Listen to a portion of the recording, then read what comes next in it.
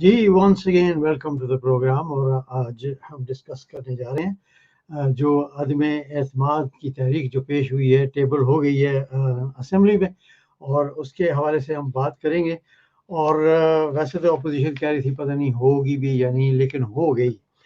और आज मीडिया ही नहीं बल्कि बहुत सारे और अदारे जो हैं, सियासी हलके जो हैं, वो भी पूछ रहे हैं कि जो ख़त इमरान खान साहब ने लहराया था, उसकी तफसील जो है वो डिफेंस कमेटी तक क्यों नहीं पहुंचाई गई, क्योंकि वो कह रहे थे कि जी कुछ महीनों से इस चीज़ की इतला थी, और उनको जो रिटन एक धमकी आई थी उस हवाले से उन्होंने बात की थी। इस पर भी हम बात करेंगे। और दूसरा, अगर ये चीज़ बकौल शाह मोहम्मद कुरैशी साहब जो हैं, हमारे फॉरेन सेक्रेटरी जो हैं, अगर उन्होंने ये कहा है कि जी हमने ये इन्फॉर्मेशन शेयर की थी अदारों के साथ, यानी कि हमारी जो एजेंसीज़ हैं उनके साथ, तो फिर जो हमारी एजेंसीज़ हैं उन्होंने क्यों नहीं इकदाम उठाए, इस पर भी हम बात करेंगे। और दूसरी तरफ आज बड़ी हलचल मची हुई है सियासी तौर पर कि जो परवेज़ इलाही साहब हैं उनको वज़ीर आला जो हैं पंजाब के, वो नामज़द कर दिया गया है वज़ीर आज़म की तरफ से। और जो बुज़दार साहब हैं उन्होंने इस्तीफ़ा जो है वो भी दे दिया है। इन तमाम चीज़ों पर हम बात करेंगे।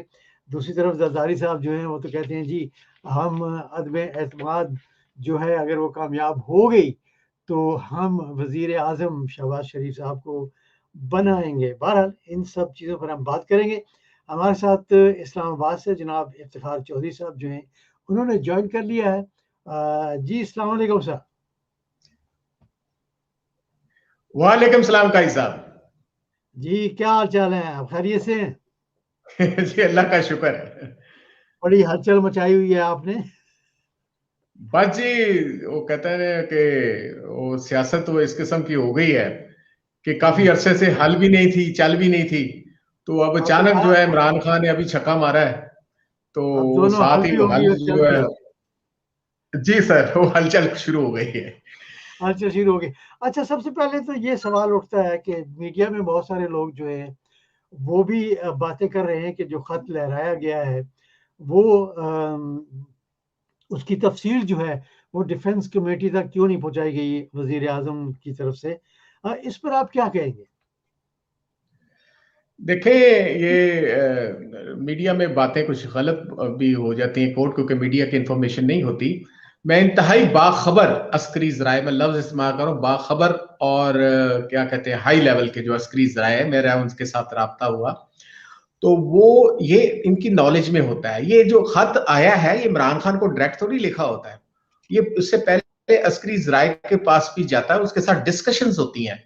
और ये नहीं है कि जो आप आर्मी चीफ की नोटिस में ना हो, और जो डीजीआईएसआई जो जनरल नदीम अंजम साहब है उनके नोटिस में ना हो। हाँ, ये है कि ये टाइम उन्होंने फील किया था कि यार इसको अभी दिखाना जरूरी है। आपको याद होगा कि इमरान खान आज से नहीं ये बात कर रहे कि हुकूमत गिराई जा रही है। मेरी बेशुमार आपने ट्वीट्स देखी होंगी कि इंटरनेशनल जो स्टैब्लिशमेंट है इमरान खान की हुकूमत को गिराने की कोशिश कर रही है। और उस सिलसिले में जो जो हॉस्टाइल इंटेलिजेंस एजेंसीज हैं, उसमें आपने ये देखा होगा कि जिसमें आप सीआईए है, MI5 MI6 है, मोसाद है, और इसमें फिर ये एजेंसीज ट्राई कर रही थी। तो ये जो मैंने डीजीआईएसआई को मैंने ट्वीट भी किया था कि ठीक है, अगर आप ये इनकी नॉलेज में है, मैं ये आप बिल्कुल ना समझिएगा जी इनकी नॉलेज में नहीं था, इमरान खान ने उनको शेयर किया था। नो, उनकी नॉलेज में ये बात होती है, अंडरस्टूड बात होती है कि जो हॉस्टाइल इंटेलिजेंस एजेंसीज की तरफ से मनूवर करके कोई लेटर लिखा जाता है तो ऑब्वियसली वो प्राइम मिनिस्टर जो है वो शेयर करता है अपने जो इन्वेस्टिगेशन के और अपनी जो इंटेलिजेंस एजेंसीज है। अब इस सूरत में मैंने राब्ता जब किया उनसे, तो ये एक डीजीआईएसआई जो हैं और जनरल कमर जावेद बाजवा, मैंने बराह रास्त उनको ये भी लिखा था, और उनसे भी जो इनपुट है इनडायरेक्ट जो हमें मिली है वो उनकी नॉलेज में है। अब अगर उन्होंने ये लेटर जो है वो लेके आए हैं सामने, तो ये हमने उनसे ये गुजारिश की है कि इसकी जो डिफेंस कमेटी, आपने देखा होगा ये सबसे पहले मैंने बात की है, ये तारीख देख लें।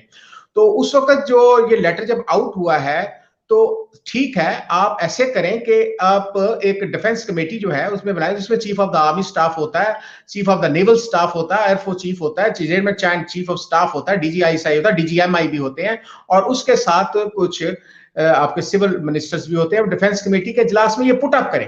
पुटअप करने के बाद, क्योंकि अगर आपको ये चीज साबित हो गई है कि हॉस्टाइल इंटेलिजेंस एजेंसी की तरफ से ये एक इनपुट आई है थ्रू सम कंट्री, कहा जा रहा है कि ये कोई इस्लामिक कंट्री है जिसकी तरफ से ये मैसेज कन्वे किया गया बाकी हॉस्टाइल इंटेलिजेंस एजेंसीज का, तो उस पर आप अगर ये चीज साबित हो रही है कि जी इमरान खान को माइनस करने के लिए फंडिंग की गई है, millions of billions of dollars की वो फंडिंग की गई है, तो उसमें आप इन्वेस्टिगेशन करें।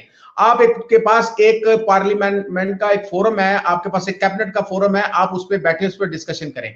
और उसके बाद अगर ये चीज साबित होती है, आप मिलिट्री एक्ट है उसमें आप 1952 का जिसके तहत FGCM होता है, फील्ड जनरल कोर्ट मार्शल।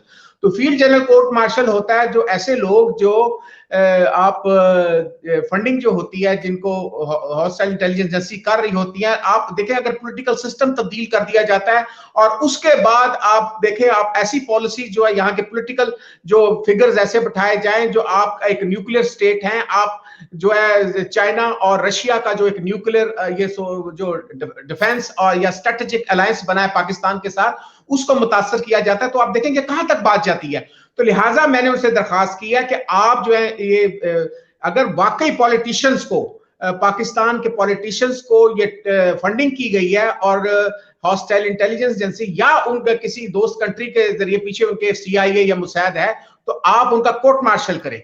और कोर्ट मार्शल जो है FGCM जिसे कहते हैं वो उसके मुताबिक, ताकि लोगों को ये पता चले, क्योंकि प्राइम मिनिस्टर इस वक्त प्राइम मिनिस्टर है, तो प्राइम मिनिस्टर कभी वो रिटायर्ड प्राइम मिनिस्टर नहीं है ना, वो निकला हुआ प्राइम मिनिस्टर है, इस वक्त he is a sitting prime minister, उसने ये बात की है।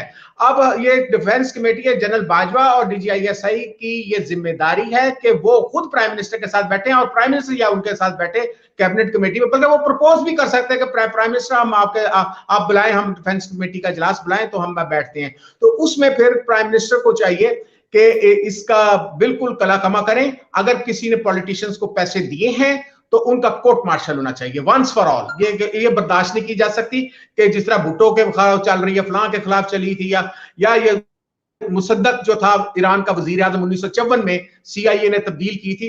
तो मेरा ख्याल है ये प्राइम मिनिस्टर की और हमारी जो सिक्योरिटी एजेंसीज हैं और हमारी जो पाकिस्तान आर्मी है उनके लिए की बहुत बड़ी जिम्मेदारी है कि इस साजिश को एक्सपोज करें। जी कैसा जी, बहुत बहुत शुक्रिया इफ्तिखार भाई। और अब हम चलते हैं, हमें ज्वाइन कर लिया है लाहौर से असद कारी साहब ने लाहौर से, और हमें लंदन से ज्वाइन किया है ये सब तमन्ना भाई साहब ने। जी अस्सलाम वालेकुम।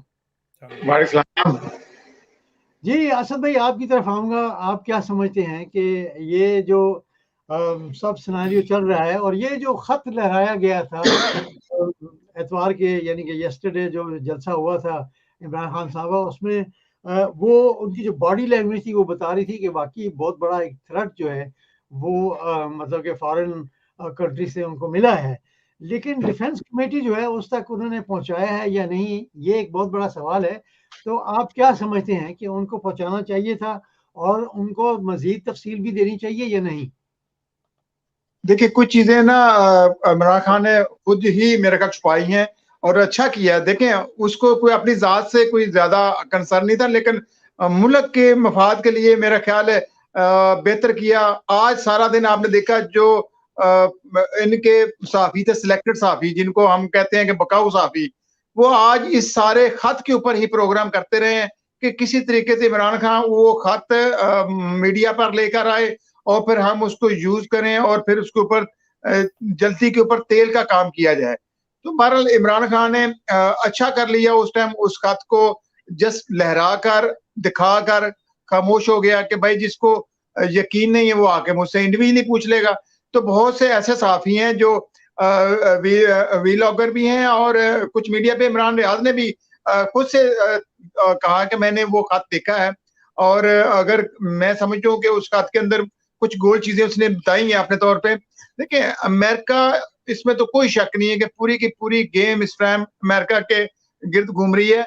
अमेरिका की पूरी जो सुपर पावर की पगड़ी है वो दाव पे लगी हुई है। इसके बाद तो फिर आखिरी, बल्कि वो आखिरी दाव खेल रहा है और चूंकि बेस इस वक्त इमरान खान है, अगर सीपैक रशिया और इस ब्लॉक के अंदर इमरान खान ही होता तो फिर उनकी सारी की सारी कारकर्दगी, सारी एफर्ट बेकार होती है। तो इसलिए उनका फोकस अकेले खान के ऊपर है, और चूंकि अमेरिका को तकलीफ है तो ये सारा काम अमेरिका के थ्रू हो रहा है, और वही कर रहा है, वो इन प्यादों के जरिए कर रहा है। तो अब लेटर वाली बात सीधी सी बात है सर, खान साहब जब मुनासिब समझेंगे उसके ऊपर वो खुलकर सारों को मुशावरत भी करेंगे, बताएंगे भी, और मैं समझता हूँ वो बेहतर खेल रहा है। हम लोग उसके ऊपर बस राय दे सकते हैं, हम ये नहीं कह सकते कि खान साहब आपने जेब में वापस क्यों डाल दिया, शायद वो हमसे बेहतर जानता हो। सही है जी। यूसुफ भाई, आपकी तरफ आऊंगा। आप क्या समझते हैं कि सवाल तो आपने सुने हैं, वही सवाल आपके लिए भी है, आप क्या समझते हैं इस सब चीज के बारे में? मेरा ख्याल है इसका सबसे जो अच्छा और सही हल इफ्तिखार चौधरी साहब ने बताया कि इसको सलामती की जो कमेटी है उसमें पेश किया जाए। गवर्नमेंट ने ये कहा तो है कि अस्करी ज़राए को उन्होंने एतमाद में लिया है, ऑलरेडी ले चुके हैं, लेकिन वो चूँकि एक ऑफिशियल मीटिंग हो जाती है अगर सलामती उसकी कमेटी की, तो उसमें सारी कार्रवाई सामने हो जाए, उसका पता चल जाए क्या सूरत हाल है, किस तरह से है। इसमें कोई दो राय नहीं है कि इस वक्त पाकिस्तान के लिए, और जाहिर है पाकिस्तान के लिए है तो इमरान खान के लिए खतरात का जो एक बड़ा सिलसिला चल रहा है वो चल रहा है। मलेशिया है, पाकिस्तान है, और उधर से तुर्की है, फिर अपने इधर सऊदी अरब के हालात हैं, फिर यूएई है। ये सारी चीज़ें देखते हुए ज़ाहिर है अमेरिका को परेशानी तो लाहक है, इसमें मतलब कोई दो बातें नहीं है कि परेशान नहीं है। परेशानी उनको लाहक है कि मतलब यूक्रेन में उनकी बात को उन्होंने किस तरह से किया, और उस पर नाराज़गी का इजहार भी उन्होंने किया। और ज़ाहिर है बुनियादी चीज़ है कि आप अपने मफाद में बयान देंगे, हम अपने मफाद में बयान देंगे, इसमें बुरा मानने की तो बात नहीं है, लेकिन जाहिर है उनके यहाँ एक चूंकि डबल स्टैंडर्ड बाहर की दुनिया के लिए और अपनी दुनिया के लिए, अपने मुल्क के लिए एक मुख्तलिफ चूंकि उनके मयार है, इसलिए वो करते हैं, और सारी दुनिया में इसी तरह से करते हैं। यहाँ बरतानिया में भी देख लीजिए, कुछ एक ब्रिटिश के लिए जो मयार है वो एक नॉन ब्रिटिश के लिए वो मयार नहीं है। अभी देख लीजिए ये जो ज़रीन को लेके आए हैं ईरान से, 50 साल पुराना जो कर्जा रोका हुआ था उनको देना पड़ा, और वो उसको उन्होंने औरत को, उसको दूसरे मर्द को छोड़ा है। ये इनका हाल तो यही है कि मतलब अपने के लिए और है, अपना अपना गैर गैर वो जो है वो अपनी जगह है। इसमें पाकिस्तान को ज़ाहिर है देखभाल के कदम रखने हैं। अगर आर्मी इसमें ऑलरेडी ऑन बोर्ड है तो इसको पाए तकमील को पहुंचाया जाना ज़्यादा ज़रूरी है, बजाय इसके कि इसको छुपा के रखा जाए। और मेरा ख्याल ये है कि ये जो जुमेरात को उसका बहस शुरू होगी, उसके बाद 2-4 दिन और लगेंगे। अप्रैल के महीने में, रमज़ान के महीने में मेरा ख्याल मारपीट शुरू हो जाएगी। जो भी काम उन्होंने करना है मोस्ट प्रोबेबली रमज़ान के महीने में कुछ ना कुछ नताइज निकालेंगे जरूर। कुछ तो खबरें ये भी आ रही हैं यूसुफ भाई कि ये जुम्मे को ही इसकी वोटिंग भी हो सकती है। हो सकता है, लेकिन वो जाहिर है जितना टाइम उन्होंने खींचना था खेल लिया। आज ही जितनी डेवलपमेंट्स हुई हैं वो मेरा ख्याल उसके बाद मोस्ट प्रोबेबली यही है कि जुम्मे को वो फाइनल कर देंगे कि अल्लाह खैर सर, उसमें ज़्यादा डिले करने की जरूरत नहीं। तो वही अप्रैल का महीना जो है वो मतलब उसमें कोई ना कोई नताइज निकलेंगे जरूर। ठीक है जी। इफ्तिखार भाई, आज एक बहुत बड़ा वो क्या कहते थे बैकफुट स्ट्रोक जो है वो खेला है इमरान खान साहब ने। बुज़दार जो कहते थे कि जी मेरा वसीम अकरम है, उसको चेंज कर दिया, उसको कह दिया कि you can't ball any more. तो आप क्या समझते हैं कि वाकई ये इतना प्रेशर पड़ा है कि उनको पीछे हटना पड़ा? देखें, जो इसे कहते हैं टैक्टिकल रिट्रीट, तो यानी अपना अगर आर्मी जो होती है, फौज जो होती है, वो हमला करने आगे जाती है तो बाज़-औक़ात वो अपने टैक्टिक्स इस्तेमाल करते हुए वो पीछे हटती है। वो पीछे हटने का मतलब स्पाई इख्तियार करना नहीं होता, वो अपना एक स्टेप लेकर फिर उनके ऊपर हमला या चारों तरफ से घेर कर सकती। तो इमरान खान ने अपने बेस्ट इंटरेस्ट में देखा, उसमें ऐसी कोई बात नहीं है कि वो अगर उस्मान बुज़दार को उतार दिया तो उस्मान बुज़दार जो है, ये मैंने आपको देखा कि मैंने ट्वीट किया था। जी बिल्कुल, ये जी सर आपकी, जी बिल्कुल जी सर, मैंने ये 24 को ट्वीट किया था कि उस्मान बुज़दार को किक आउट किया जा रहा है, और उस्मान बुज़दार अपने सीसीटीवी कैमरास ये वो सारे डिलीट कर रहा है, किन किन लोगों से मुलाकात कर रहा है और जो अपनी करप्शन की फाइलें जला रहा है। तो तो मैंने बराह रास्त इनसे पूछा था अंडर इंटीमेशन टू उसके प्रिंसिपल सेक्रेटरी और प्राइम मिनिस्टर के प्रिंसिपल सेक्रेटरी जो है अपना आजम खान साहब, कि भाईजान इस खबर की तस्दीक करें कि उसने वाकई वो अपने डिलीट कर रहा है, अपने सीडी रोम्स कर रहा है, और मैंने बंदों के नाम भी गिनाए कि ये बंदे लेकर गए हैं। तो आज मैंने इसकी सेकंड ट्वीट किया कि आज इमरान खान उसको उस्मान बुज़दार को पहले ही पता था कि मुझे किक आउट किया जा रहा है, दैट्स वाई वो सारे अपने लपेट रहा था चीजें। और आज मेरी कुछ और लोगों से भी बात हुई है, आज वो उनके जो कुछ इसके अजीज रिश्तेदार हैं ये पोस्टिंग ट्रांसफर करा रहे थे, हालांकि पोस्टिंग ट्रांसफर बैन है, उनके मैंने लेटर्स निकलवा लिए हैं कि जो बैन होने के बावजूद ये पोस्टिंग ट्रांसफर कर रहे हैं। ये भी कहा गया कि 1 लाख से 2 लाख रुपए तक उसने रिश्वत ली है। खैर उस पर मैं अभी कोई कमेंट नहीं करूंगा क्योंकि उस पर मैंने अभी इन्वेस्टिगेट करना है।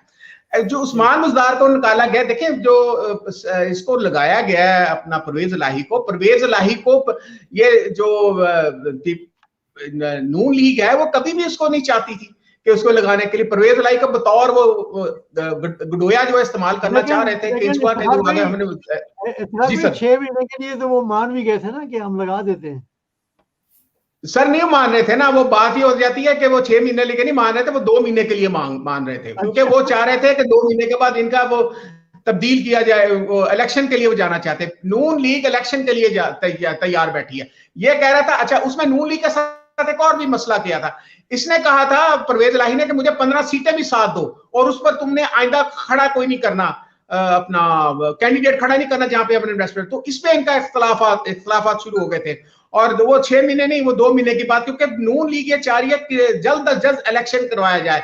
और मियां साहब को तो नींद नहीं आती कि प्राइम मिनिस्टर वाली, वो अचकन में ही सोते हैं रात को ना, शहबाज शरीफ साहब। तो अब ये उन्होंने ये खेला कि 6 महीने के लिए उन्होंने इसको कर दिया, एक तरह का अपना न्यू वसीम अकरम प्लस उन्होंने मुकर्रर कर दिया है। अब उसमें जो ये है कि इसको ये एक अकेला गैर मशरूत नहीं किया, इसको मशरूत किया है। अब बेशक उसने तारक बशीर चीमा जो है वो उसको भाग गया इनसे, वो पता नहीं पैसे पकड़ लिए उसने मुखालिफ पार्टी से। भाई कुछ ये भी तो शराइत जो है वो शामिल किए हैं कि जो रूठे हुए हैं उनको मना कर लाना है।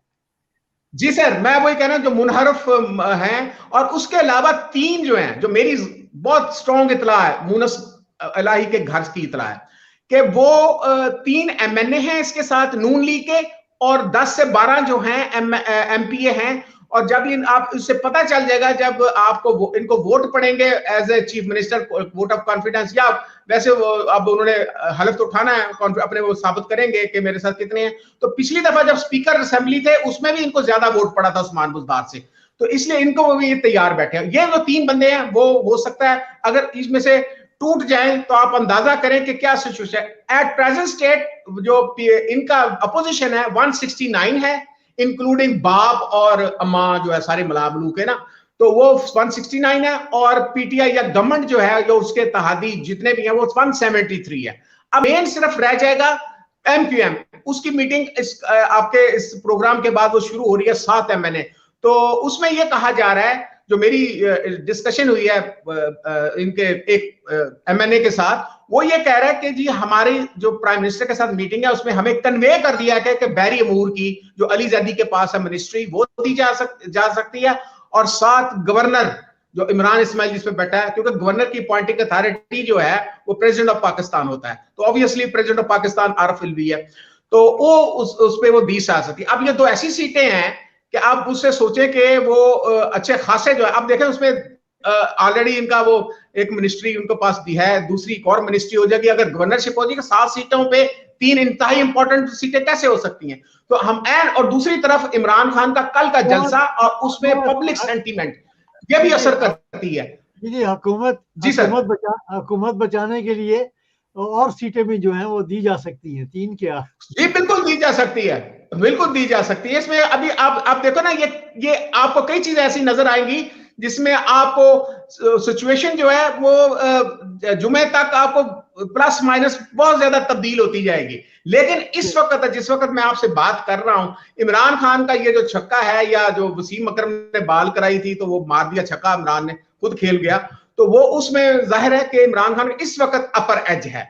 और मैं ये समझता हूं कि अगर ये इसी तरह की डिप्लोमेसी प्लस पॉलिटिक्स जो है वो करेगा तो इंशाल्लाह ये अगर इनके डील फाइनलाइज हो जाती है एमक्यूएम के साथ, जो अभी भी पट्टी चल रही है कि जी उनके साथ फाइनल हो गई है, तो जब तक वो आके ऐलान नहीं कर देते तो मेरा ख्याल है कि इमरान खान इजीली ये वोट ऑफ कॉन्फिडेंस जो है वो कर लेगा। फिर 6 महीने तक इमरान खान की अदम एतमाद नहीं हो सकती, ठीक है ना, ये कॉन्स्टिट्यूशन में है। और 6 महीने ही चाहिए उनको, इमरान खान को भी, और 6 महीने परवेज इलाही ने मांगे हैं कि मुझे चीफ मिनिस्ट्री मिनिमम 6 मंथ दिया जाए। उसके बाद फिर इलेक्शन फीवर शुरू हो जाएगा, अब उसको खींच के कहां तक लेके जाते हैं। तो मेरा, और इस दौरान 6 महीने के अंदर इमरान खान को परफॉर्म करना पड़ेगा, जो एक इलेक्शन जो बजट देना पड़ेगा, और उसके बाद उसको उस किस्म की जो परफॉर्मेंस देनी पड़ेगी जो उसकी मिस गवर्नेंस के नाम पर पहचानी जाती थी। लेकिन अगर ये इस तरह के काम कर जाता है तो मेरा ख्याल है कि उसको ये डिविडेंड पे करेगा। जी कैसा? अच्छा असद काजी साहब, आप क्या समझते हैं, लोगों के ज़मीर बड़े कभी वक्त पे जागते हैं, कभी वक्त से पहले जागते हैं। तारक बशीर चीमा साहब जो हैं वो आपको पता है वजीर भी हैं, और उन्होंने कहा जी कि मेरे ज़मीर की आवाज़ है कि मैं इमरान खान के खिलाफ वोट दूं। तो इसका क्या असर आप देखते हैं? और बुज़दार जो इस्तीफा दे दिया बुज़दार साहब ने, उसके हवाले से भी कुछ बात कीजिएगा जी। अभी तक मैं समझता हूँ जो साइकिल, आपको पता साइकिल की सवारी अब पाकिस्तान में नापैद हो गई है। लोग अब साइकिल को कोई फ्री भी देना तो उसकी सवारी कोई नहीं करता, और अब अगर कोई सवारी करके जा रहा होता है ना तो उसे भी लोग बड़ी अजीब नजरों से देखते हैं। तो बहरहाल साइकिल को वक्ती तौर पर इन्होंने कपड़ा शपड़ा मार के चमका के नून लीग के भी सामने रखा और फिर पीपल्स पार्टी के सामने रखा। अब देखे कीमत कोई नहीं दे रहा ना इनको। एक चीज तो आपको सबको दोस्तों को पता है कि पीपल्स पार्टी ना कभी दोनों आपस में अगर देखा जाए तो जरदारी साहब कभी नून लीग पे ट्रस्ट करने को तैयार नहीं है, और एमक्यूएम के ऊपर पीपल्स पार्टी को कोई इत्मीनाद नहीं है। चारों एक दूसरे के ऊपर 0% इत्मीनाद करने को तैयार नहीं है। लेकिन इमरान खान परवेज इलाही को जो कुछ दे चुका है या देने जा रहा है, इससे पहले ना कभी किसी ने दिया और ना कुछ दे सकता है। सीट एडजस्टमेंट की बुनियाद के ऊपर ही आज जो चंद सीटें इनके पास हैं वो भी इमरान खान की मरहूने मिन्नत है। तो बहरहाल परवेज इलाही की वो जो वफादारी के हम मसाले देते थे वो चीजें तो अब हो गई खत्म। इखलाकियात को अगर देखा जाए तो इखलाकी तौर पर वो नाकाम हो चुके हैं। जीत जाएंगे, वजीर आला भी बन जाएंगे, लेकिन अब वो रिस्पेक्ट नहीं होगी। वक्ती तौर पर सियासत हमें ऐसी ही चाहिए थी। इमरान खान ने छक्का मारा है और बहुत अच्छा खेला है। मैं समझता हूँ परवेज इलाही के पीछे और बहुत सी पार्टियां हैं। देखें जो अपोजिशन के ये जो इनके इत्तेहादी हैं, अपोजिशन के अंदर भी कुछ लोग इनके साथ मिल गए हैं, और इत्तेहादी तो वैसे ही इसी इंतजार में थे कि काफली क्या फैसला करती है। तो बहरहाल आज का देखें ये डे बाई डे और लम्हा ब लम्हा सूरत हाल बदल रही है। तो मैं समझता हूँ फिलहाल इमरान खान का पत्ता जलसे के बाद से अब तक उसका पलड़ा भारी है। तो आगे अल्लाह ताला देखते हैं क्या निजाम को चलाते हैं। जी, हमें आज प्रोग्राम में पहली बार ज्वाइन किया है जनाब काशिफ बशीर साहब हैं, जर्नलिस्ट हैं, बड़े सीनियर एनालिस्ट। काशिफ भाई आपका शुक्रिया और आपको वेलकम करते हैं। जी thank you very much, thank you very much जी। जी आपका बहुत बहुत शुक्रिया काशिफ भाई, थैंक यू। मैं आपकी तरफ भी अभी आता हूँ। जरा पहले यसफ भाई आपसे वही सवाल है जो अभी मैंने किया है इन दोस्तों से, आप बताएं कि आपका क्या ख्याल है। मेरा ख्याल है कि जाहिर है ये इंतजार कर रहे थे कि इशारा कहाँ से हो हमें, तीनों पार्टियां बल्कि काफ लीग भी, एमक्यूएम भी, और जो दूसरे तीसरे थे बाब वालों ने अपने आप को छुड़ा लिया है। वो जाहिर है उधर वो जरदारी साहब पड़ गए हैं। लेकिन अब चूंकि एमक्यूएम आ गई है तो मोस्ट प्रोबेबली आज रात नहीं तो कल सुबह तक एमक्यूएम जो है, काफ लीग आ गई है, एमक्यूएम भी आ जाएगी, और उसके बाद जाहिर है जो उनके खतरात हैं अपने सर पे नो कॉन्फिडेंस के, वो खत्म होने शुरू हो जाएंगे। लेकिन मुझे जाती तौर पे इस बात पे अफसोस हुआ कि ये छोटी पार्टियां जो हैं इन्होंने बार्गेनिंग की हद कर दी है। और मेरा तो ये ख्याल है कि इलेक्शन कमीशन को या सारी सियासी पार्टियों को मिलकर इस बात पे गौर करना चाहिए कि अगर कोई पार्टी एक खास 5-10 पार्टियां 5-10 वोट और सीटें भी वहां नहीं लेती हैं असेंबली में, तो उनको हक नहीं होना चाहिए कि वो नेशनल असेंबली में आने का कोई इस्तेहकाक रखें। क्योंकि इस तरह से उनकी बार्गेनिंग पावर जो वो ज्यादा से ज्यादा हो जाती है। बेहतर है कि 5 या 10 पार्टियों का रखें कि अगर वो सीटें लेकर नहीं आती हैं तो उनको दोबारा नेशनल इलेक्शन में आने की इजाजत नहीं होनी चाहिए। नहीं, मैं तो सर ये राय देता हूँ, आप तो वजीर आजम को डायरेक्ट अवाम के वोट से मुंतखब होना चाहिए, ये हॉस्टेटिंग होनी ही नहीं चाहिए, सिस्टम ही खत्म करें। चले उनको, ये तो कॉन्स्टिट्यूशनल अमेंडमेंट की जरूरत होगी ना इसके लिए। नहीं, एक राय है ना, हम बात करते हैं ना, अब बात आगे शुरू हो जाएगी। एक मिनट बारी प्लीज। यस भाई, वो सदारती रेफरेंस भी तो इसके लिए है ना, कल जो डाला हुआ है। हाँ भाई, एक मिनट यस भाई, आप बात करें। मैं यस भाई, आप बात कीजिएगा। मेरा ख्याल है यस भाई जी मुझे कह रहे हैं। जी काशिफ भाई, आपसे वही सवाल है जो मैंने दोस्तों से किया था। एक तो बुज़दार साहब ने इस्तीफा दे दिया है और परवेज इलाही साहब को जो है वो नामजद कर दिया है वजीर आजम ने। आप क्या समझते हैं कि कितना प्रेशर था कि इमरान खान साहब को बैकफुट पे जाना पड़ा? जी थैंक यू वेरी मच। सबसे पहले तो शुक्रिया, आपने मुझे मतलब ऑनलाइन लिया। नहीं, इमरान खान पे आज प्रेशर नहीं था। देखिए बेसिकली तो ये तो उनकी मूव जो थी वो उनके गले पड़ी है।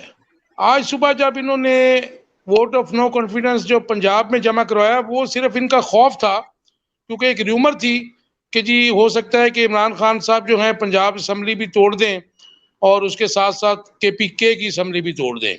तो दूसरी तरफ मियाँ नवाज शरीफ साहब जो हैं वो मियाँ चौधरी परवेज इलाही के साथ जो है वो उनकी अपॉइंटमेंट में या उनकी डिमांड को मानने के लिए तैयार नहीं थे। रात लेट नाइट तक भी वो इसके ऊपर रेजिस्ट करता रहा, मियाँ नवाज शरीफ लंदन में बैठा हुआ।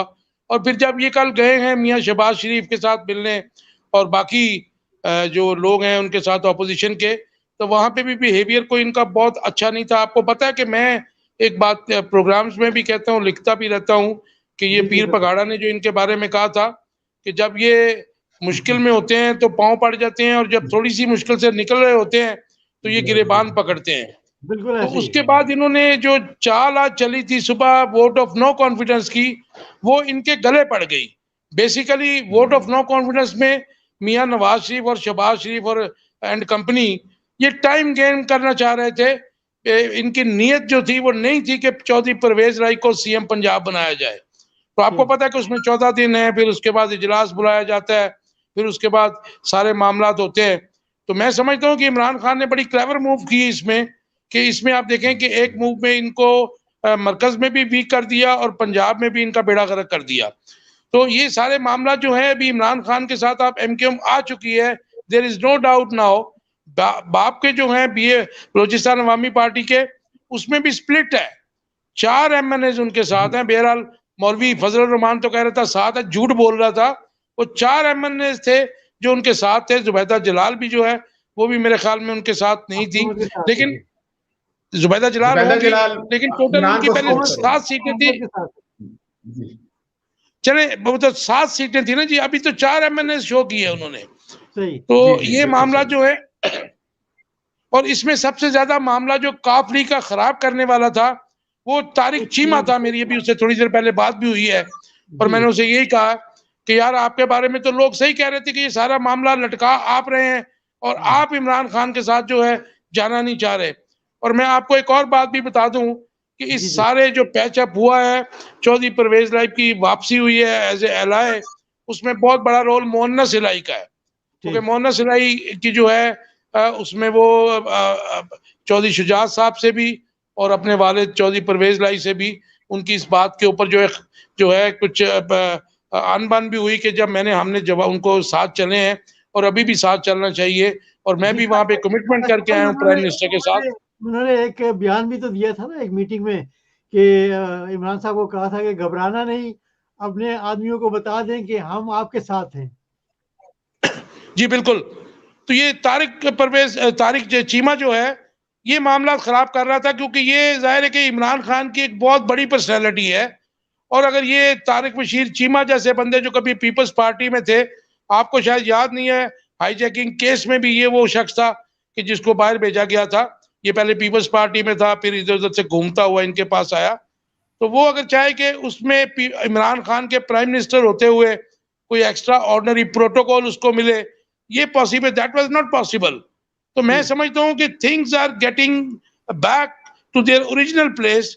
और मेरे ख्याल में इस वक्त आप देखें ना, पाकिस्तान की कितनी बड़ी बेइज्जती होने जा रही थी कि मनी लॉन्ड्रिंग केस में मुलव्वस मियां शहबाज शरीफ, उसको नॉमिनेट किया आसिफ अली जरदारी ने, just to show the world कि ये वो लोग हैं कि जो हमें लूटते रहे और हमारे ऊपर केसेस थे और हम जो हैं ओरिजिनल लीडर हैं या जो भी हैं। लेकिन आप ये देखिए कि उनको उसको प्राइम मिनिस्टर बनाने का मकसद क्या था। आज देखें ना, आज 3 माह से 16 अरब की मनी लॉन्ड्रिंग पे बाप बेटे के ऊपर फर्द जुर्म नहीं आयद हो रही है। और आज मैं जब उनकी शक्लें देख रहा था तो मैंने कहा था ये अल्लाह की शान है कि आज इनकी शक्लें सब गिरी हुई हैं। लेकिन ऐसा होना नहीं था। अगर ऐसा हो तो फिर तो 4, 5, 7, 10 अरब रुपया लेके आप किसी भी गवर्नमेंट को आप टॉपल कर दे, दैट वाज नॉट पॉसिबल। तो ये इनकी अपनी ही जो चाल थी सुबह की, वो इनके गले पड़ गई। सही है। अच्छा काशिफ भाई, थोड़ा सा क्योंकि आप थोड़ी देर से पहुंचे हैं तो आप थोड़ा सा इस पे भी तबसरा कीजिएगा कि ये जो खत लहराया गया था, ये जो डिफेंस कमेटी है वहां तक क्यों नहीं पहुंचा और इस पे एक्शन क्यों नहीं लिया गया? देखें, ये एक्शन तो आप देखें बहुत टॉप सीक्रेट है और मेरे ख्याल में इमरान खान हो सकता है कि अभी भी ये सारा जो मामला है इसको पब्लिक ना करते। लेकिन आप ये देखिए कि उस खत की कोई अहमियत तो है। और ये अगर आप उसको कहें कि मतलब अगर वो तो बेचारा तंग आकर उसको लेके आया, लेकिन उसने फिर भी जो नेशनल सीक्रेट था उसको आउट नहीं किया। और वो जो अब गवर्नमेंट के रिप्रेजेंटेटिव्स जो हैं मुख्तलिफ बता रहे हैं कि जी ये तो सारा सिक्योरिटी एजेंसीज को भी दे दिया हमने और उसमें क्लियर कट लिखा हुआ है। तो फिर मैं समझता हूँ कि ऐसे मौके के ऊपर कम से कम पाक फौज को और सिक्योरिटी एजेंसीज को न्यूट्रल नहीं रहना चाहिए था। क्योंकि ये तो साफ साफ आप देखें ना कि इंटरनेशनल सिनेरियो क्या है इस वक्त, वर्ल्ड पॉलिटिक्स चेंज हो रही है, अमेरिकन जो हैं वो उनको हर जगह मार भी पड़ रही है, उनका इन्फ्लुएंस कम हो रहा है, सी पैक इज देयर, और यूक्रेन और रशिया की जो मामलात है, तो उस तनाजर में हमारा रोल बड़ा इंपॉर्टेंट है। और हमारे पास गोल्डन अपॉर्चुनिटी थी अपना ब्लॉक चेंज करने की, जो हमने यूटिलाइज की इमरान खान ने रशिया जाके। उसके बाद ये प्रेशर्स में जाहिर है कि सारे स्टेक होल्डर्स को इमरान खान के साथ होना चाहिए था इस वक्त।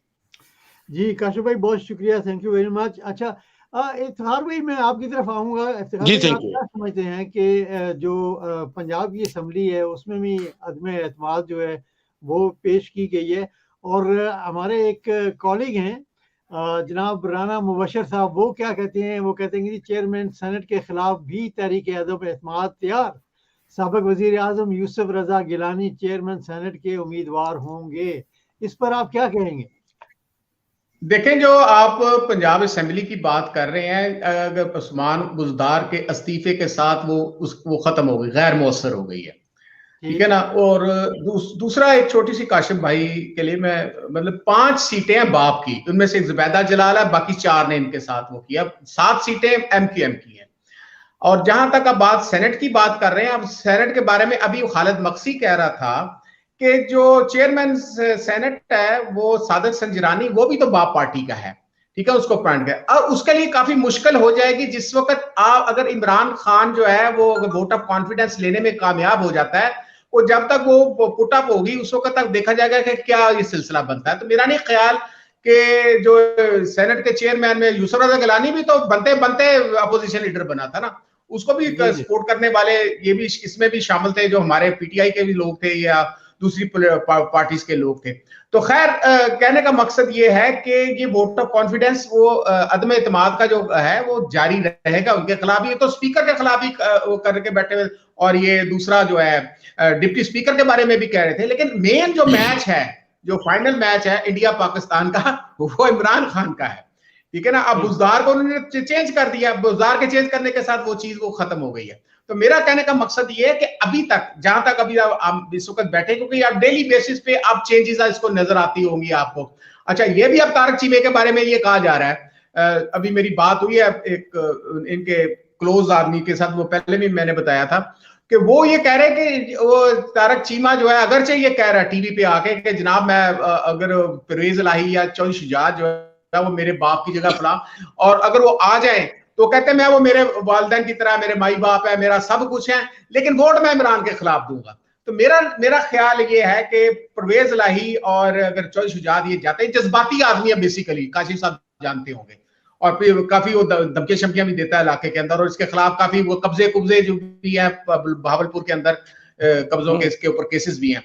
तो मेरा ख्याल है कि ये जो है पॉसिबल है कि ये वापस आ सकता है, लेकिन इस वक्त तक, जिस वक्त मैं आपसे बात कर रहा हूं, 169 और 173 का जो है वो 173 ट्रेडी बेंचेस है और अपोजिशन 169 है, जिसमें अभी 7 सीटों का फैसला होना है। अगर बैरी मूर की, और जिस तरह की मैं बातें कर रहा हूं कि गवर्नरशिप भी दे देते हैं, बैरी मूर की भी वजारत दे देते हैं, और एक दूसरी वजारत ऑलरेडी इनके पास है, और अगर उसको भी मान लिया जाए, वो क्या है अपना के पास कानून, हाँ वो फरोग नसीब भी है। हाँ जी, तो इतनी सीटें अगर मिल जाए तो फिर आप जाहिर है कि फिर इससे ज्यादा क्या चाहिए उनको। जी का सर। और एक और बात छोटी सी, पीपल्स पार्टी के एक रहनुमा से मेरी बात हुई थी, तो वो कहते हैं हम किसी सूरत भी जरदारी साहब जो हैं इनको बल्दियात या कराची का इक्तदार नहीं दे सकते, ना वो देंगे। ये इंतहाई अहम पॉलिटिकल अपना इंपॉर्टेंट जरदारी के करीब एमएन ने उसने बात की है कि ये जो कुछ है दिस टोटल आईवाश। अगर वो कोई बना भी देते हैं, कोई एग्रीमेंट हो जाता है, फलां होता है, वो पहले भी कह चुका ये कौन सी हदीस थी। जी का सर। जी असद भाई, वैसे तो ट्विटर जो है वो बड़ा मतलब कि मसरूफ है। ये देखें, खलील रहमान साहब है, आप जानते हैं कि ये ड्रामे वगैरह जो है उनमें मुलविस हैं। वो कहते हैं खान बैरूनी प्रेशर की ऐसी की तैसी, नई तारीख आज़ादी लिखने का वक्त है, पीछे ना हटना। तो क्या ख्याल है कि खान साहब को पीछे हटना चाहिए? खान की फितरत में नहीं है, जिसको मौत का डर नहीं है उसे आप पीछे कैसे डरा सकते हैं? और कुछ स्टेक पे कुछ नहीं है, और फिर उसकी कोई कमजोरी नहीं है। और काशिफ बशीर खान साहब का आपको बेहतर बता सकते हैं। खान साहब ने एक चीज ये फैसला कर लिया है कि मैंने पाकिस्तान के अंदर एक सिस्टम लेकर आना है, पाकिस्तान को दुनिया में मनवाना है, और वो खान के थ्रू ही होना है। और फिर मुझे तो इतना याद है, कुछ बुजुर्ग कहा करते थे कि पाकिस्तान की हाँ में और ना में अक़वाम आलम के फैसले होंगे, और मैं तो वो देख रहा हूँ, हमें वो मौका मिल रहा है, अब हमने उस मौके को बेल करना है। अगर आज हम यहाँ पर इमरान खान को साइडलाइन कर देते हैं, हम उसकी सपोर्ट में नहीं आते, तो शायद वो वक्त अभी जल्दी ना आए। लेकिन ये है कि नजर हमें आ रहा है इस वक्त सारी की सारी गेम इमरान खान के गिर्द है, और इमरान खान किस्मत का धनी है। आज तक मैंने उसको हारते हुए नहीं देखा। बाकी अल्लाह ताला एक बंदे के नसीब की वजह से बाकी कौमों को भी खुशकिस्मत कर देता है। तो मैंने खुशकिस्मत लोगों के साथ जुड़ते हुए जो लोग देखे हैं वो भी खुशकिस्मत हुए हैं। तो बहरहाल बदकिस्मती हमारी ये रही है कि हमें 14-15 साल ये चोर चक्के लाए, और सिंध की जो हालत हुई है वो आपके सामने है। और जो जरदारी साहब ने 5 साल वफाक का हासिल किया है और 18वीं तरमीम हमारे गले पड़ी हुई है। तो ओवरऑल हम देखें तो इमरान खान पाकिस्तान की ये लकीर रहा है, और जो वो कर चुका है या कर रहा है, ये ना कोई कर सकता था ना कोई कर सकेगा, और उसके कद का लीडर कोई नहीं है। जी इसमें जी आप कुछ कहना चाह रहे हैं काशिफ भाई? जी देखें, बात सुने, ऐसा नहीं है कि इमरान खान ने काम नहीं किया। साउथ में बहुत काम हुआ है, पंजाब में भी काम हुआ है, ठीक है जी। हमने तो वो वक्त भी देखा कि साउथ का सारा पैसा मियां शहबाज शरीफ ने लाहौर में झोंक दिया। तो लेकिन एक डिफरेंस जरूर था कि जो अरबों रुपया मीडिया चैनल्स को देके अपनी पर्सनल प्रोजेक्शन की जाती थी वो नहीं थी। लेकिन दूसरी जानिब आप देखें कि हमें ये माफियाज हाउ दे वर्क ये देखना पड़ेगा, माजी से भी और अब भी। और हम क्यों नहीं समझ पाए अभी तक कि मियां नवाज शरीफ, मियां शहबाज शरीफ, उसके बाद आसिफ अली जरदारी या मुल्ला फजलुर रहमान, ये माफियाज हैं, दे आर माफियाज। और इनके खिलाफ बैटल लड़नी कोई इतनी आसान नहीं थी जो इमरान खान ने बखूबी लड़ी है।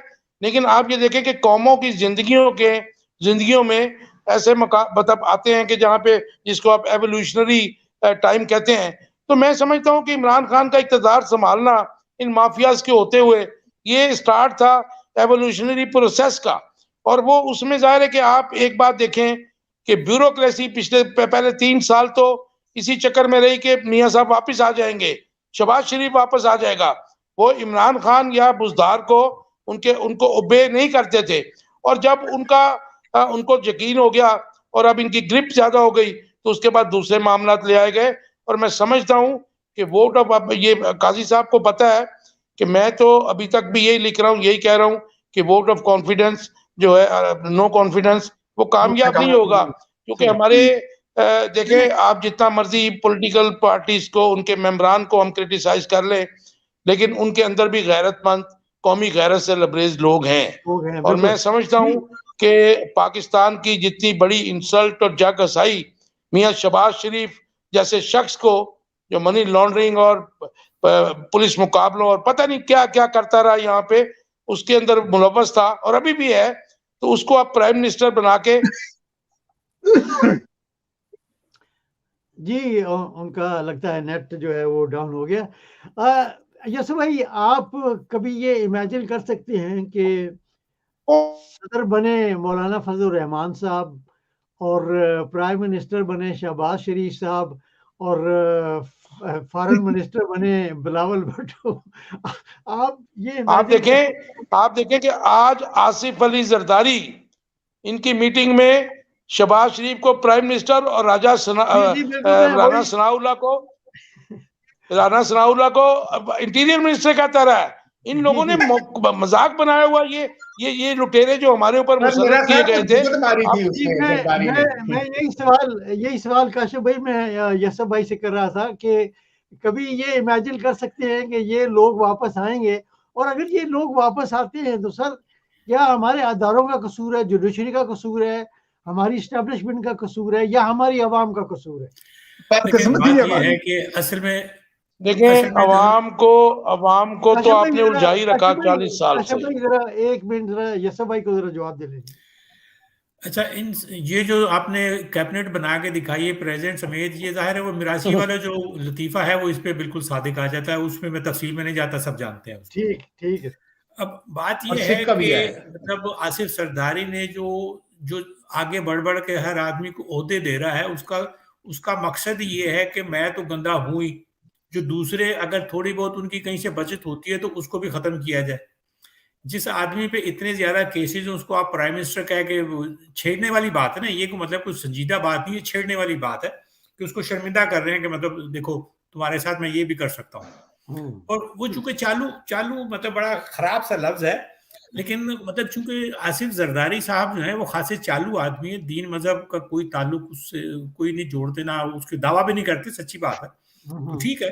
तो इस वजह से उनकी बातों को संजीदगी से नहीं लिया जाना चाहिए। लेकिन इसमें सच्ची बात है कि कसूर जो है ना अवाम का भी है, हमारे इदारों का भी है, जुडिशरी का भी है, और सियासी जमातों का उससे बढ़ के है कि उन्होंने अपने यहाँ कोई कैरेक्टर बिल्डिंग का किसी किस्म का कोई सिलसिला नहीं रखा हुआ, ना उनको कोई तरीका बताते हैं, ना कुछ तरीका बताते हैं कि कैसे क्या करना है। तो इस वजह से ये खराबियां हमारी मिली जुली हैं, कोई एक आदमी को इसके लिए ब्लेम नहीं किया जा सकता। जुडिशरी में देख लीजिए, आज सुबह जो बयान आ गए थे वहां से कि जी मतलब वोट का क्या होगा, किस तरह से होगा, अब क्या किया जा सकता है, अब जितनी मतलब क्या करेंगे, कैसे करेंगे, जाहिर है इन्हीं लोगों के साथ खेलना है और इन्हीं के साथ खेलना है, इसके अलावा तो कोई और चारा नहीं ना। फरिश्ते तो ला के नहीं रख सकते कहीं से, या बाहर से लोग जाते हैं तो उन पे एतराज हो जाता है कि फलां कादियानी है, ये फलां शिया है या सुन्नी है, इस किस्म के एतराज हो जाते हैं, या नॉन रेजिडेंट है। ये खराबियां भी तो अपनी जगह है ना। तो इस वजह से इन्हीं लोगों के साथ इमरान खान ने खेलना है, और अब तक की उसकी इनिंग जो है मेरा ख्याल है कि बुरी इनिंग नहीं है, डिस्पाइट द फैक्ट। अच्छा, एक बात मैं बिल्कुल आपको कहना चाहूंगा, I am sorry to interrupt. अगर तो ये लोग आ जाते, जो बजाय अब नजर आ रहा है कि ये लोग नहीं आ रहे, ठीक है जी, थैंक्स गॉड कि ये इनको अपने मुंह की पड़ रही है। सुप्रीम कोर्ट का जो डिसीजन है जो रेफरेंस के ऊपर, वो बड़ी इंपॉर्टेंट उसकी हैसियत है।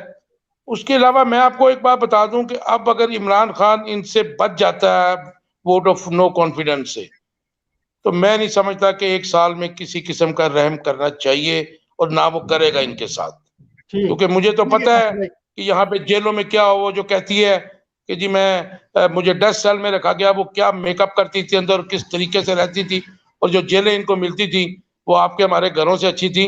मेरे ख्याल में इनको आम कैदियों के साथ फेंकना चाहिए, इनको आम कैदियों से फेंकें, फिर पाकिस्तान का लूटा हुआ जो पैसा है वो निकलेगा। एंड आई एम श्योर, मैं आपको बता रहा हूँ कि इमरान खान इस जो बहुत बड़ा हमला इसके ऊपर हुआ इसकी गवर्नमेंट पे, इससे सरवाइव करके he is not going to spare anyone, and he should not spare anyone. ठीक है जी इफ्तिखार भाई, आप क्या समझते हैं? जैसे ये जो अभी सवाल उठाया है काशिफ भाई ने कि अगर वो कामयाब हो जाते हैं इसमें इमरान खान, तो वो वाकई जैसे ये कह रहे हैं कि उनको किसी को स्पेयर नहीं करना चाहिए, which I agree totally with him कि किसी ना किसी को तो अच्छा, हाथ जो है पहले ना मैं वो एक उठाना बात चाहिए। बता दूं पहले मैं एक बात बता दूं कि हम इस वक्त करंट अफेयर्स डिस्कस कर रहे हैं, ठीक है ना। आपको पता है कि आपके इंतहाई करीबी दोस्त फजलुर रहमान इस वक्त इस्लामाबाद में है, उसको कोई भी डिस्कस नहीं कर रहा टीवी वाला, और मरियम नवाज वो इधर जुलूस लेके आ रही है, पहुंची हुई है, हम कोई उसका उसको नियत नहीं डिस्कस नहीं देते। कर रहा।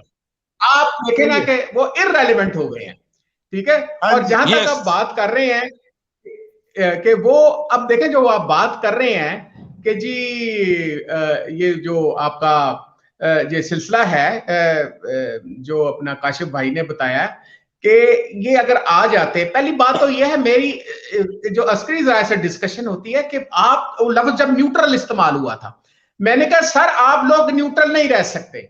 देखें ये इमरान खान की बात नहीं कर रहा आ रहे जा रहे, क्या जो रशिया चाइना साइनो रशिया पाक का जो स्ट्रेटेजिक अलायंस बना है, जो अभी प्यूटन के जो मीटिंग होके आई है, चाइना को गया है, प्यूटन की मीटिंग के पीछे 2 साल मिलिट्री का वर्क है।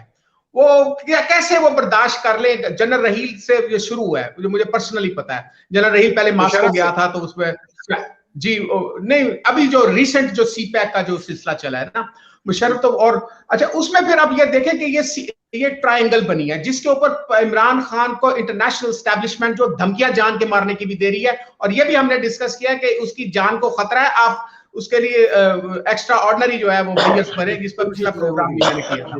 तो मैं ये समझता हूं कि मिलिट्री कभी भी नहीं चाहेगी। मैं कहता हूं अगर वो उसको सिलेक्टेड कर रही तो सिलेक्टर्स को पाकिस्तान का नेशनल इंटरेस्ट देखना चाहिए, ठीक है ना। तो अब अचानक जो बूट पॉलिश कैसे शुरू हो गया चेरी ब्लॉसम, जिस तरह वो कह रहे हैं, तो मैं नहीं समझता था कि मिलिट्री जो है किसी भी सूरत ये चाहेगी कि जो रोल बैक हो जाए जो साइनो पाक रशिया का जो स्ट्रेटेजिक अलायंस है वो उस पर। बाकी रह गए ये, इनका आप मुझे ये बताएं कि जी आप जो जरदारी साहब ऑलरेडी 5 साल की इम्यूनिटी लेकर बैठे थे सदर की, वो उसके ऊपर वो केसेस है, ये इमरान खान का फेलियर है, बिल्कुल ये फेलियर है कि ये जो इनके जो पैसे जो थे जो पेट फाड़ कर उसने निकालने थे, इसका काम था कि इसको निकालते, ये को हाथ हौला रख गया, और हाथ हौला रखने की वजह से ये अभी तक ये बचे हुए हैं। और उसकी बचने की ये वजह ये समझता था कि अदालतें भी तो बिकती थी ना इनके जमाने में, और वो ठीक है ये कंटेम्प्ट बात कोर्ट होगा, आप जो बात कर रहे हैं, देखें बचा लेंगे ना। यहाँ पे इनकी बेबसी थी।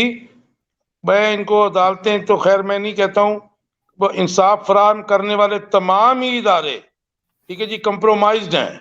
आप देखें कि जो मनी लॉन्ड्रिंग का केस है, ओपन एंड शट केस है। लाहौर हाई कोर्ट के बारे में कहा जाता है, क्योंकि आप आए तो लाहौर हाई कोर्ट के बारे में जो कुछ कहा जाता है वो आपको पता है, ठीक है ना। और दूसरा जस्टिस फायज ईसा का जो केस है, उसमें जो बेंच ने जो फुल बेंच ने जो वर्डिक्ट दिया है वो काबिल शर्म है, ठीक है। तो हमें ये चाहिए था कि जिसको जानता हूं कि जो कहां से गए हैं, ये शर्म नहीं चाहेगी कि वो इसको जो है रोल बैक करे। इसमें देखिए फिर हम इमरान खान की नाकामी नहीं कह सकते ना।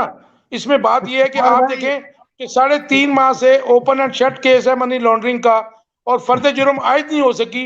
वो बेचारा इमरान खान अल्टीमेटली इमरान पर ही बात आती है, अल्टीमेटली इमरान पर ही बात आती है। उसने जो रखा था आपका जो दोस्त था काजी साहब का, जो बैरिस्टर साहब रखे थे, जिसको अभी फारक किया, वो बीच में उसको डंडी मार रहा था। इफ्तिखार भाई देखें ये पाकिस्तान में एक माफिया नहीं है, बहुत सारे माफियाज हैं। देखें ना जी, ब्यूरोक्रेसी का अपना माफिया है, जुडिशरी का अपना माफिया है, जो लोअर जुडिशरी की बात कर रहा हूँ, अपर में भी डिवीजन हुई है, और इन्होंने जो अपनी पनीरी लगाई थी 40 साल से, वो आज उसका फल खा रहे हैं। ये माफियाज हैं। एक मिनट काशिफ भाई, thank you very much for joining us today, क्योंकि प्रोग्राम का वक्त जो है वो खत्म हो रहा है। आपका बहुत बहुत शुक्रिया, और मैं उम्मीद करता हूं कि आप दूसरे प्रोग्रामों में शामिल जरूर होंगे। बहुत शुक्रिया आपका। Thank you very much, thank you very much जी, बहुत शुक्रिया आपका, थैंक यू वेरी मच। और इफ्तिखार भाई आपका भी बहुत बहुत शुक्रिया, थैंक यू वेरी मच। और काजी साहब तो पहले ही चले गए हैं, आपको भी बहुत बहुत शुक्रिया, थैंक यू वेरी मच। और उम्मीद है कि आपसे भी दोबारा मुलाकात होती रहेगी। बहुत बहुत शुक्रिया आपका, थैंक यू वेरी मच। जी, अब रह गए मैं और यसर भाई। आप जी यसर भाई, आप क्या समझते हैं ये जो अभी लास्टली बात हो रही थी कि ये लोग जो है ये 30-35 सालों से हम पर हुकूमत कर रहे हैं, पाकिस्तान पर हुकूमत कर रहे हैं, पाकिस्तान की आवाम जो है उसको नज़र नहीं आता कि ये लोग जो हैं ये वाकई करप्ट हैं या नहीं। आप क्या समझते हैं कि आवाम जो है उसको भी अब कुछ सोचना चाहिए? नहीं, अब आपको तो मतलब हमेशा सोचना चाहिए और सोच समझ के वोट देना चाहिए, लेकिन हमारे यहाँ जो एक टेंडेंसी है ना कि एक टके के फायदे के लिए अपने मुल्क और कौम का रुपए का नुकसान कर लेते हैं। ये सबसे बड़ा मुश्किल है। और ये अवेयरनेस डाली है अपने इमरान खान ने आने के बाद कि जो खास तौर पे जो यंग जनरेशन है, ये जो पुराने लोग जो थे ना 40-50 साल के, उनका मसला और था। वो दाने पानी के चक्कर में, दाल रोटी के चक्कर में या छोटे फायदे के चक्कर में रहते थे। लेकिन अब जो नई जनरेशन जिनको खड़ा किया है इमरान खान ने, वो पढ़े लिखे लोग हैं और वो मतलब शॉर्ट साइटेड नहीं है। वो दूर तक देखते हैं कि मतलब आज हमने अगर एक छोटा सा फायदे ले लिया तो कल अगर उसका नुकसान हमें क्या हो सकता है। इस वजह से आप देख लीजिए ना, जो इस्लामाबाद का जो जलसा था, मेरा ख्याल है कि पाकिस्तान की तारीख का सबसे बड़ा और बेमिसाल जलसा था। इसमें कोई दो राय नहीं है। लेकिन आपको हैरत होगी यूसुफ भाई कि बहुत सारे एंकर जो हैं वो यूट्यूब पर बैठ के कह रहे हैं कि जी 30-40 हज़ार से ज्यादा बंदा नहीं था। वही मैं कह रहा हूँ ना, ये तो जो पैसे जिन एंकर्स को पैसे लगे हुए हैं, जिस मीडिया को एक मतलब लालच का होता था कि ये इश्तहार मिल जाएंगे, उसमें वो बडावों की तस्वीरें होंगी और उसमें वो पैसे, उनके पूरे पूरे सफ़े का इश्तहार होता था। ज़ाहिर है वो पैसे बंद किए हैं इमरान खान ने, लूप होल बंद किए हैं, तो उसके बाद जो नुकसान उसको होना था वो तो अपनी जगह है, उसमें कोई शक नहीं है। लेकिन कम से कम एक नई जनरेशन उसने तैयार कर दी है वोटर्स की। आप देखेंगे कि ये जो अगले साल जो इलेक्शन होने हैं उसमें मुझे कभी उम्मीद है कि 2/3 मेजोरिटी के साथ अगर ये आ जाए और उसके बाद जो बाकी उसका एजेंडा है, जो वो काम करना चाहता है, और बेशक वो सही काम ही कर रहा है, मैं मुझे उसमें कोई दो राय नहीं है, कोई इसमें कोई शक नहीं है। लेकिन मतलब वो जो उसके करना चाह रहा है उसका बिल्कुल यकीनन जायज है। यकीनन इमरान खान के हाथ जो हैं वो बंधे हुए हैं बिकॉज ऑफ सिंपल मेजॉरिटी, और अगर उसको मेजॉरिटी मिलती 2/3 तो यकीनन वो बहुत सारे काम जो हैं वो कर गुजरता। आज के मुकाबले में ज्यादा बेहतर उसकी पोजीशन होती, लेकिन वो उसको मतलब ट्रिपल मेजोरिटी भी कहाँ हासिल है उसको, तो वो मिलते हैं कुछ 7 बंदे एमक्यूएम के और 5 बंदे इधर के, तो फिर उसकी मेजोरिटी बनती है। वरना 155 बंदे उसके टोटल है उसकी सारी में, तो इस वजह से उसके हाथ तो बंधे हुए थे, मुश्किलें तो थी उसमें। लेकिन इस सूरत हाल में और इस मीडिया के सामने खड़ा हो जाना, अपने नर्व्स को कंट्रोल रखना बहुत बड़ा काम है, और ये अल्लाह ताला ने उससे ये काम लिया है। बहुत शुक्रिया यूसुफ भाई, thank you very much for your time, and इंशाल्लाह किसी दूसरे प्रोग्राम में आपसे दोबारा मुलाकात होगी। बहुत शुक्रिया, थैंक यू वेरी मच, अल्लाह हाफिज जी। ये लास्टली ये तो थे जनाब यूसुफ तमन्ना फ्रॉम लंदन। और वैसे कभी आप इमेजिन करें कि मौलाना फजल रहमान साहब जो हैं वो पाकिस्तान के सदर बन जाएं। वैसे गिले शिकवे तो बहुत हैं हमारे उनके साथ, क्योंकि 10 साल वो कश्मीर कमेटी के चेयरमैन रहे हैं और तमाम जो लवाजमात हैं वो लेते रहे हैं, लेकिन उन्होंने उस कमेटी में रहकर कश्मीर के लिए क्या कुछ काम किया है ये आप सब जानते हैं। कि अगर मैं ये कहूँ कि यूरोप में उन्होंने आके कोई ऐसी रैली से खिताब नहीं किया और जिससे कुछ यूरोप जो वेस्टर्न कंट्रीज़ हैं उन पर कुछ असर पड़ता। लेकिन इमरान खान साहब ने जो तकरीर की थी यूनाइटेड नेशन में, उसका असर यकीनन अराउंड द वर्ल्ड जो है वो पड़ा है। और जो हमारे पार्टिसिपेंट थे वो भी आपने देखा कि कोई भी इस हक में नहीं था कि ये वापस आएँ और इनकी हुकूमतें जो हैं वो दोबारा बने। बहरहाल प्रोग्राम का वक्त जो है वो ख़त्म हो गया है। मैं आपको एक छोटी सी ऐड के साथ छोड़ देता हूँ। अपनी दुआओं में बहुत सारा याद रखिएगा। अगले प्रोग्राम तक अल्लाह हाफिज़। जी दोस्तों, अस्सलाम वालेकुम।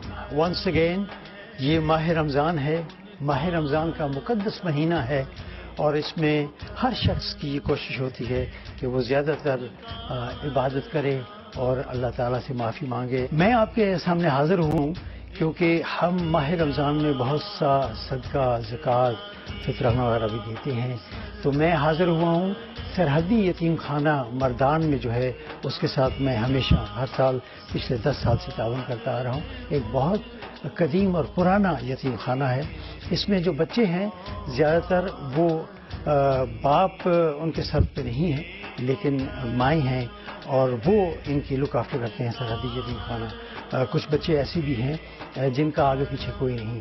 तो मैं आपसे अपील करता हूँ कि इस साल भी आप बढ़ चढ़ कर हिस्सा लेंगे और इस नेक काम में जो है वो आप मेरा साथ देंगे, अपनी नेकियों के लिए भी और मुझे भी इसका अजर मिलेगा और आपको भी।